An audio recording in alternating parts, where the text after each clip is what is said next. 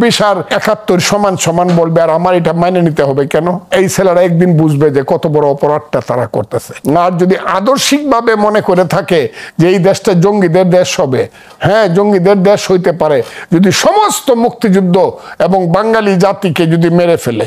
বাঙালি জাতির এই দেশে 99% হলো বাঙালি জাতি, হিন্দু মুসলমান বৌদ্ধ খ্রিস্টান, আমরা বাঙালি জাতি হলাম 99%। সেই বাঙালি জাতিকে যদি মেরে ফেলতে পারে, রেখমা দাসের মনে মিনতি করি পদে, অথবা আমি আর সেইগুলা বলতে চাই না।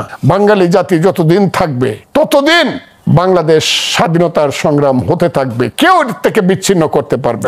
নিশ্চিন্ত ভাবে আমি বলতে পারি একটা জঙ্গিবাদী গ্রুপ এই দেশে সৃষ্টি হয়েছে, যাদের চেতনার স্তরে আল কায়দা, তালেবান, যাদের চেতনা হিজবুত তাহরির, যাদের চেতনার স্তরে সিরিয়া, ইরাক, আফগানিস্তান। আমরা তো সেই দেশ হব না, আমরা তো মুক্তিযুদ্ধের দেশ। আমরা গণতন্ত্র চাই, আমরা মানুষের পেটের ভাত পরনে, আমরা ধর্মনিরপেক্ষ অসাম্প্রদায়িক রাষ্ট্র চাই, আমরা মানবতাবাদী একটা রাষ্ট্র চাই। আমরা বাঙালি জাতি, যখন আমরা রোজা রাখি তখনই মুসলমান, কিন্তু ভোরবেলা সেহরি খাইলেই বাঙালি, ইফতার করলেই বাঙালি। আমরা বাঙালি, মুসলমান, হিন্দু, বৌদ্ধ, খ্রিস্টান সবকিছু মিলেই আমরা এমন একটা জাতিসত্তা, যে জাতিসত্তা একমাত্র পাল বংশের আমলে 8ম শতাব্দী থেকে 10ম শতাব্দী পর্যন্ত আমরা স্বাধীন ছিলাম, পুণ্ড্রবর্ধন রাজধানী ছিল। এরপরে সেনরা কেড়ে নিল, তারপরে আমরা মাত্র 200 বছর স্বাধীন ছিলাম। মধ্যযুগের মতো করে আমরা সেই আলাউদ্দিন হুসেন শাহ, শামসুদ্দিন ইলিয়াস শাহ, ইশাকা, বারবুইয়া তাদের নেতৃত্বে, তারপরে যে ব্রিটিশ ক্ষমতা নিল, 200 বছর গোলাম ছিলাম।